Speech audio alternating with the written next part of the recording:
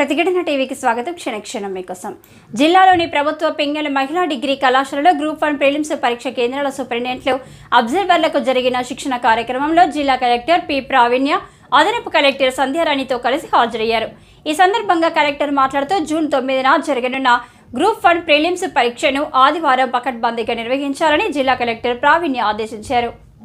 జిల్లాలో 17 కేంద్రాల్లో 9,168 మంది అభ్యర్థులు పరీక్ష రాస్తున్నారని, ప్రతి కేంద్రం సీసీ కెమెరా నిఘాలో ఉంటుందన్నారు. డిపార్ట్మెంటల్ అధికారులు, ఫ్లయింగ్ స్క్వాడ్ బృందాలు, రూట్ అధికారులు, ఇన్విజిలేటర్లను నియమించామని, ఈసారి బయోమెట్రిక్ హాజరు విధానం ప్రవేశపెట్టడం జరిగిందన్నారు. ఈ నెల 9న ఉదయం 9 గంటల వరకే పరీక్ష కేంద్రాలకు అభ్యర్థులు చేరుకోవాలని పేర్కొన్నారు. ఉదయం 10:30 నుంచి 1 గంట వరకు పరీక్ష జరుగుతుందని తెలిపారు. గతంలో జరిగిన అవకతవకల దృష్ట్యా ఏ చిన్న తప్పు కూడా జరగకుండా ప్రత్యేక జాగ్రత్తలు తీసుకోవాలని, పరీక్ష కేంద్రాల్లో అన్ని వసతులు సక్రమంగా ఉండేలా చర్యలు తీసుకోవాలని తెలిపారు. పరీక్షకు 2 రోజుల ముందే సెంటర్ల దగ్గర సూచనలు, ఫ్లెక్సీలు ఏర్పాటు చేయాలని ఆదేశించారు.